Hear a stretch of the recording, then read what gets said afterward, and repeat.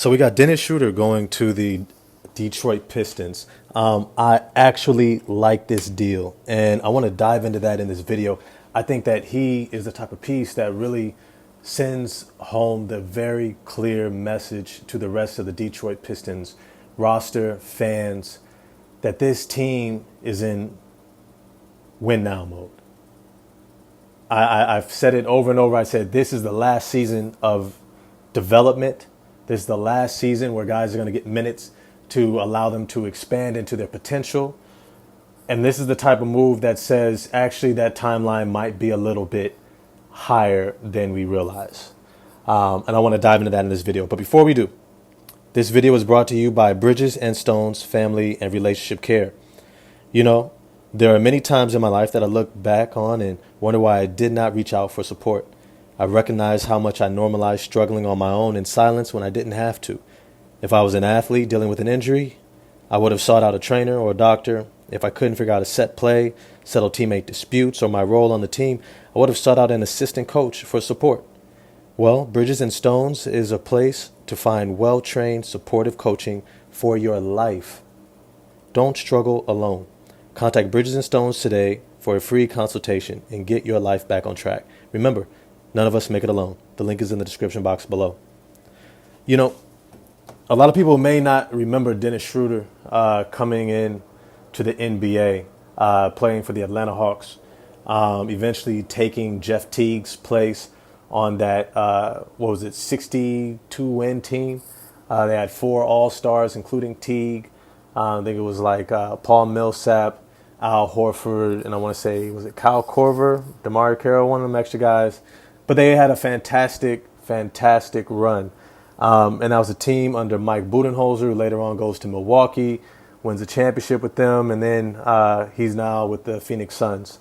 Dennis Schroder has been perpetually caught in between this timeline of being a player who is far more than a backup and yet not quite what you're hoping for from a starter if you're trying to make the playoffs. And what that means is that he's always in demand. He's always desirable. And yet at the same time, he's never enough of what you want to really take that leap. And yet he was a starting point guard for the Los Angeles Lakers when they won a championship. Now, of course, it helped to have LeBron James and Anthony Davis and that veteran team, Rajon Rondo on the bench. And they had shooters like Danny Green and KCP and Kyle Kuzma and Dwight Howard, JaVale McGee. Like, they had a monstrous squad. And yet he was able to play a primary role on that team. And as always, Dennis Schroder has always seen himself as more than a backup, which he is. And that's what I want to center this video on. Dennis Schroder is more than a backup point guard. And I think that this is going to be great for the guard rotation on this team because he is somebody who is going to be able to show some of these younger guys how it's done at a high level, even if he himself does not have the same ceiling that these other guys have. Now, the first guy that's going to have an impact on, first and foremost, is, let's just be clear, Cade Cunningham. Cade Cunningham has a true de facto secondary playmaking, facilitating guard. And when I say true, I mean somebody who is experienced, someone who has know-how. It's who Troy Weaver tried to bring in with Monty Morris. He was just never healthy. But he's the type of guy who can come in and lead a team to victories. He's the type of guy that if you sleep on him, which we've seen many times, even in games with the Pistons playing against the Brooklyn Nets, if you all remember that game, you had Dennis Schroder light them up. He lit them up. He's the type of guard that always has that type of talent that will always eat you up if you are not paying attention. And that's who the Detroit Pistons are getting. A ball player, a real ball player, a hooper, guy who would probably be playing basketball if he was 38 years old and working for a mail delivery service, right? He could be working for USPS and he's balling out at the men's rec league until he's 45. Like that's the type of guy he is. He's the Jamal Crawford. He's the guy who loves to just hoop, and he's good. He's got great instincts, great confidence. He's got playmaking, facilitating, shot making ability. He's expanded his range, his three-point shooting. He now can shoot with volume. He can play with other guys. He can play as the guy. He can play off the guys. And that's what the Detroit Pistons needed. A true player that can really play off of Cade Cunningham, but also take some pressure off him.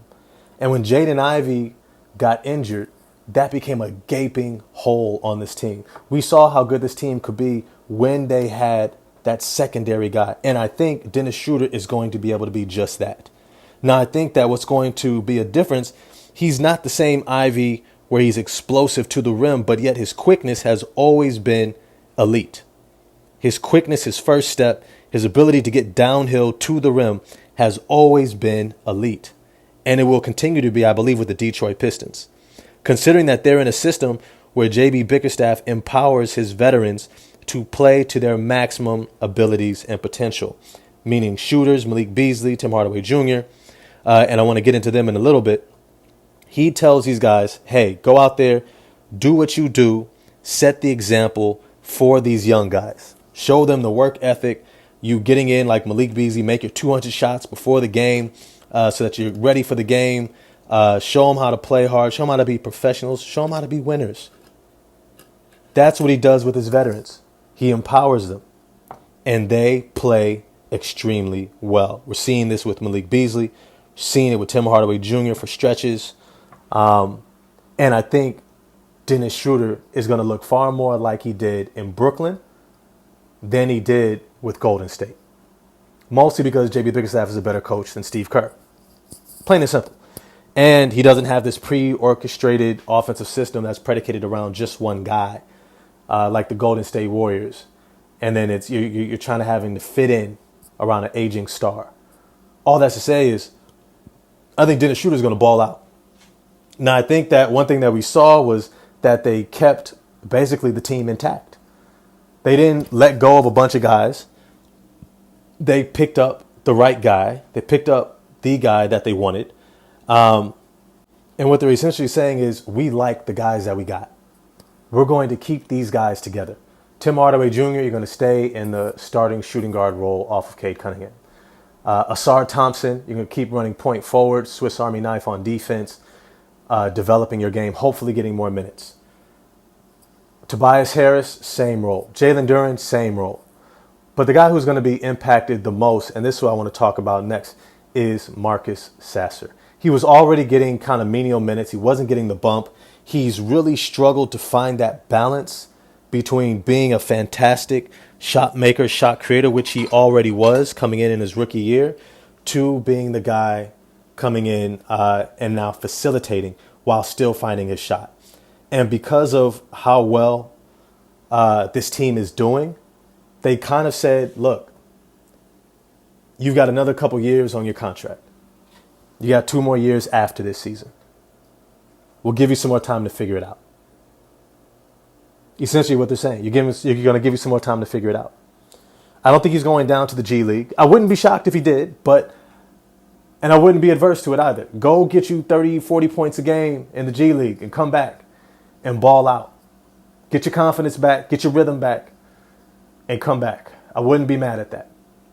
Go down there, play with, what's his name, Bobby Clintman, and then come back. But if they keep him, he's going to be the third guard. He's going to be the third backup point guard. Then you have your other guards, Malik Beasley, Tim Hardaway Jr. I think the greatest impact that you're going to see with those guys is that Malik Beasley is not going to have the ball in his hands as much. That's Dennis Schroder, and it should be. Dennis Schroder is a fantastic playmaker. He is a fantastic shot creator and facilitator when it comes to being a backup point guard.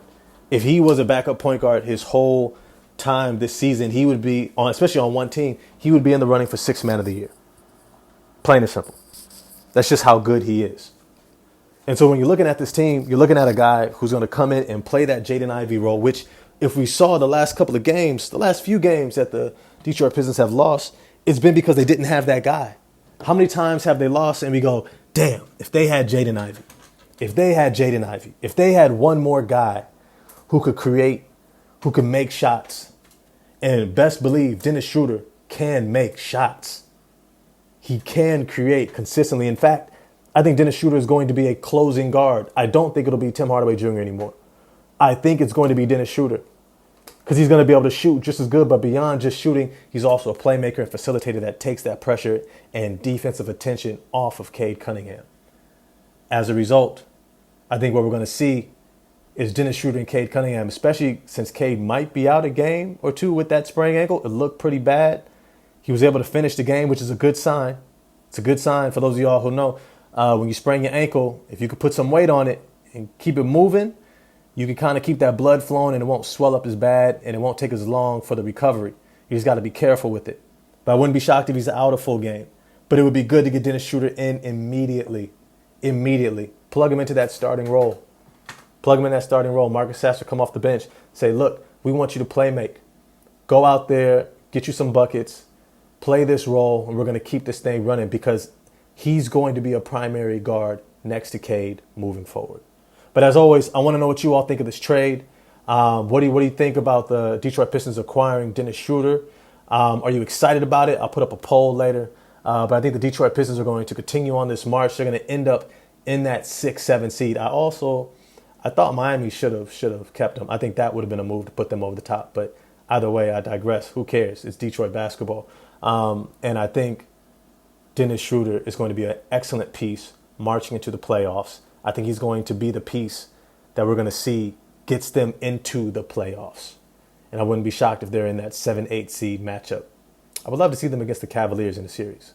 I wouldn't be mad at that at all. I think that would be a really dope series. Either way, holler at me in the comment section. Like, subscribe, hit the bell for notifications. I'm going to get at y'all next time. Peace, y'all.